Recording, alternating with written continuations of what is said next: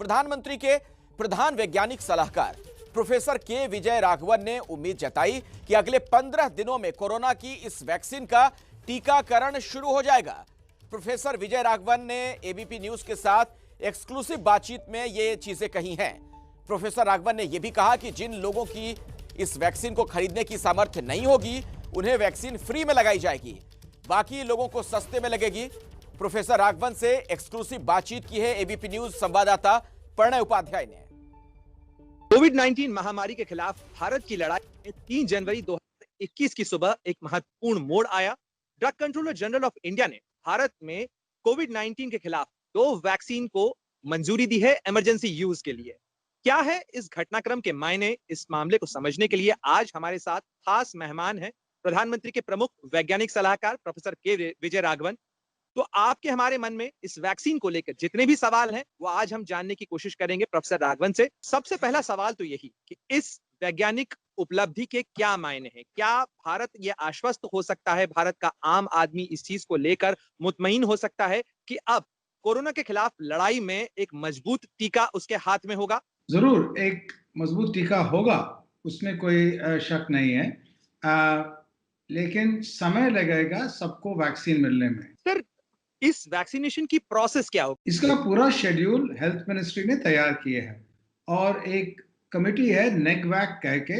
ये कमेटी पूरा तैयारी की है वैक्सीन की manufacturing, stockpiling, filling into vials और पूरा डिस्ट्रीब्यूशन, रेफ्रिजरेशन इकोसिस्टम, और साथ साथ में जिनको पहली डोज मिलती है उनका रजिस्ट्रेशन, ताकि मालूम हो कि पहली डोज दे चुके हैं और दूसरी डोज कब देना है। ये सब पूरी तैयारी हो चुकी है। आगे की प्रक्रिया को अगर हम समझने की कोशिश करें तो ये कब तक भारत में व्यापक तौर पर लगना शुरू हो जाएंगे ये वैक्सीन लगाने की शुरुआत हो जानी चाहिए 10-15 दिन में। सर, आज इमरजेंसी यूज को अप्रूवल दिया गया है, इसके क्या मायने हैं? साधारणतः वैक्सीन में 3 फेज होते हैं अप्रूवल के पहले।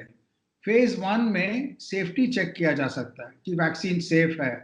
फेज 2 में क्या आपका शरीर में एक इम्यून रिस्पॉन्स होती है कि नहीं, और सेफ्टी का और भी चेक होती है। फेज 3 में क्या करते हैं, बहुत सारे हजारों लोग को देते हैं वैक्सीन और साथ में कुछ उतने ही लोगों को वैक्सीन नहीं देते हैं और कंपेयर करते हैं दोनों ग्रुप को कि क्या वैक्सीन फील्ड पे डिजीज के खिलाफ इफेक्टिव है या नहीं, compare to the placebo group. ये फेज 3 होती है। इमरजेंसी यूज का मतलब यह है कि फेज 3 की बाद भी मॉनिटरिंग होती है, उससे पहले लिमिटेड ऑथराइजेशन दी जाती है क्योंकि इमरजेंसी है।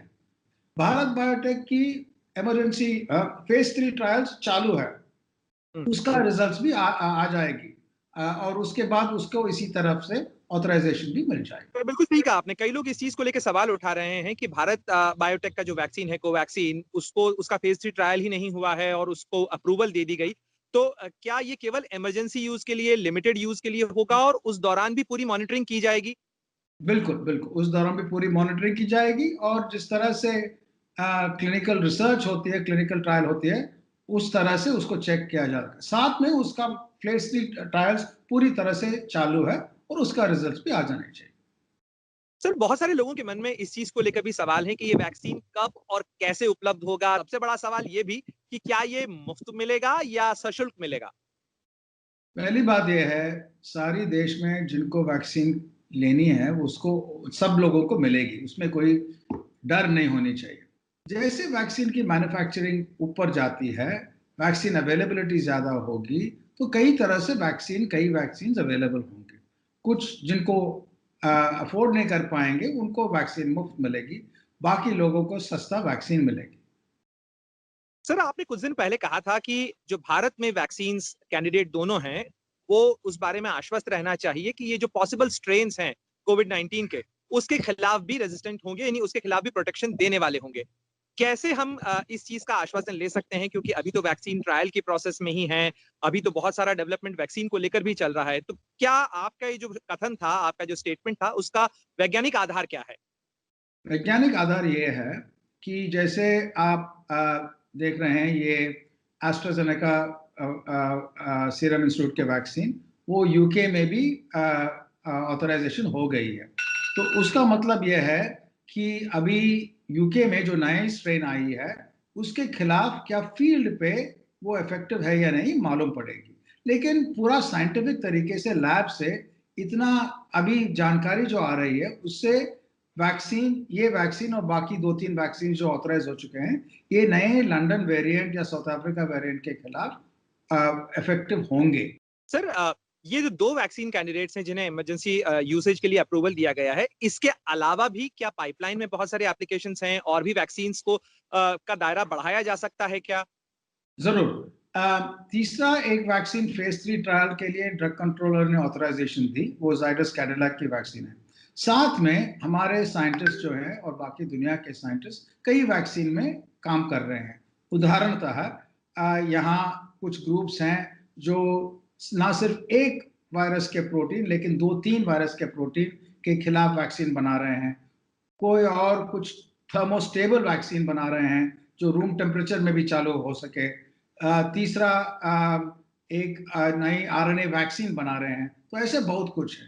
तो जैसे आगे जाते हैं इस साल में हमें ये सब वैक्सीन आएंगे यहाँ और बाकी दुनिया में भी आएगी ताकि जो भी हो वायरस जो भी करे हम प्रोटेक्टेड रहें। लेकिन साथ साथ हम जरा पूरा ख्याल रखना चाहिए कि मान लीजिए वैक्सीन इतना इफेक्टिव हो, वैक्सीन को सारी पॉपुलेशन में डाल के पूरा इफेक्टिवनेस करने के लिए 2-3 और चीजें चाहिए कि वायरस की फैलाव कितना है।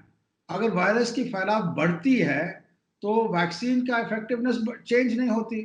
वायरस की फैलाव बढ़ रही है तो उसको फिर नीचे लाने के लिए हमारी डिस्टेंस रखने पड़ेगी, मास्क और पहनने पड़ेगी। तो ये 3 चीजें बैलेंस करनी पड़ेगी।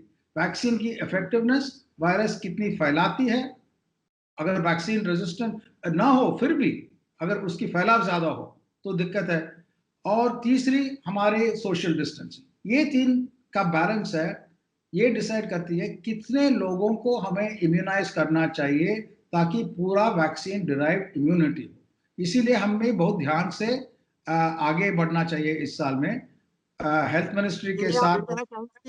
ये सोशल वैक्सीन और जो बायोलॉजिकल वैक्सीन है ये ईदर और नहीं है बल्कि एंड है, यानी उसी के साथ ये इफेक्टिव होगा।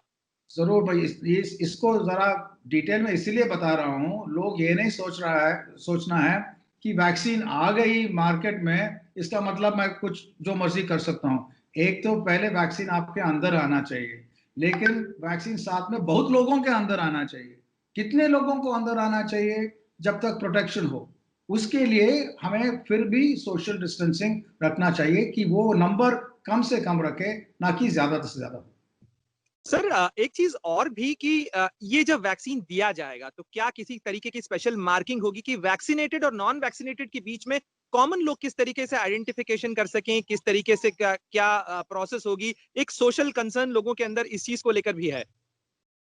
देखिए, इसमें एक चीज ध्यान रखना चाहिए, वैक्सीन आपको तो प्रोटेक्ट करती है, लेकिन जब तक आपकी पूरा कम्युनिटी, आपकी शहर, आपके स्टेट, आपके देश, हमारी दुनिया सबको नहीं मिलती, we are not protected till all are protected. क्यों ऐसा है? क्योंकि मान लीजिए आपको वैक्सीन मिल गया, फिर भी आपके लिए फायदा यह है कि डिजीज प्रोग्रेशन नहीं होती, लेकिन आप वायरस शेड कर सकते हैं, आप दूसरों को इन्फेक्ट कर सकते हैं। कितना इन्फेक्ट कर सकते हैं अभी मालूम नहीं है, जाते जाते मालूम पड़ेगी हमें। क्या बहुत कम इन्फेक्ट कर रहे हैं वैक्सीन के बाद या थोड़ा ज्यादा इन्फेक्ट कर रहे हैं, ये मालूम नहीं है। क्योंकि वैक्सीन आपको डिजीज प्रोग्रेशन से प्रोटेक्ट करती है, ना कि वायरस अंदर आने से। ठीक है? अगर इस चीज को थोड़ा सा समझने की जरूरत है कि आपके कहने का मतलब है कि वैक्सीनेटेड व्यक्ति भी कैरियर हो सकता है, इसलिए उसको भी ये एहतियात रखना। बिल्कुल बिल्कुल, कितना कैरियर हो सकता है वो अभी मालूम नहीं है। कुछ वायरसेस ऐसे हैं जिसके खिलाफ वैक्सीन अगर लगाएं तो बहुत कम शेड करते हैं वैक्सीनेशन के बाद। कुछ और है कि जिनका शेडिंग जरा ज्यादा है, मतलब वायरस बाहर निकलती है। तो अगर आप वैक्सीनेट हो चुके हैं तब भी काफी ख्याल रखना चाहिए, काफी केयर रखना चाहिए। तो ये आइडेंटिफाई करना कि मुझे वैक्सीन हो गया, मैं कहीं भी जा सकता हूं और वो दूसरा नहीं हुआ, वो ठीक नहीं है। लेकिन फिर भी वैक्सीनेशन होने से फायदा होती है। अगर मान लीजिए आप किसी ट्रेन में जा रहे हैं और सब लोग वैक्सीनेट हो गए हैं तो सब लोग प्रोटेक्टेड, या ज्यादातर लोग वैक्सीनेटेड हो गए हैं तो सब लोग प्रोटेक्टेड है। तो इसीलिए ज्यादातर लोगों को वैक्सीनेट करना जरूरी है, इसीलिए ये प्रोग्राम शुरू हुआ। सर, आप तो इस पूरी प्रोसेस से लगातार पहले दिन से जुड़े रहे, वैक्सीन की प्रोसेस अप्रूवल को लेके खुद प्रधानमंत्री भी इसकी मॉनिटरिंग करते रहे। ये पूरी जो प्रक्रिया थी वैक्सीन अप्रूवल तक आने तक, इसमें क्या अप्स एंड डाउन्स आए? क्या कभी ऐसा लगा कि ऐसा तो नहीं कि हम गलत रास्ते पे जा रहे हैं, या कहीं कभी आपको कोई वैज्ञानिक डाउट आया इस पूरी प्रोसेस के दौरान? मतलब इसके अप्स एंड डाउन्स क्या रहे, थोड़ा अगर आप शेयर कर सकें। ये तो पहली बार ये पैंडेमिक, ये कोरोना वायरस 2 आई है। उसकी जानकारी जब शुरू हुई थी थोड़ी बहुत, लेकिन बहुत कम थी, और वायरस और पॉपुलेशन चेंज करते रहे। मैं संक्षिप्त में अगर कहूँगा तो सिर्फ एक सेंटेंस कहूँगा कि जो एक्सपर्ट्स हैं उनको ह्यूमिलिटी रखना चाहिए, और जो एक्सपर्ट्स नहीं हैं उनको एक्सपर्ट्स को ट्रस्ट करनी चाहिए। ये दोनों होनी चाहिए। आपने वाकई में बहुत महत्वपूर्ण बात कही कि ये एक ऐसी चुनौती है जिसके अंदर वैज्ञानिक ही हमारे जो हैं वो रोशनी दिखाने वाले हैं। उन्हीं की नजर से हमें इस चीज को समझना चाहिए और धैर्य के साथ इस चीज का इंतजार करना चाहिए, क्योंकि ये पूरी कम्युनिटी का चैलेंज है, पूरे विश्व का चैलेंज है, और इसमें सभी लोग जुटे हैं ताकि ह्यूमैनिटी बच सके। प्रोफेसर राघवन, समय देने के लिए, ये सारी चीजें हमसे शेयर करने के लिए आपका बहुत बहुत धन्यवाद, और उम्मीद है कि इस नए साल के अंदर हम सब लोग जो हैं वो स्वस्थ रह सकें, पूरा देश स्वस्थ रह सके, सफल हो सके। धन्यवाद। बहुत बहुत धन्यवाद।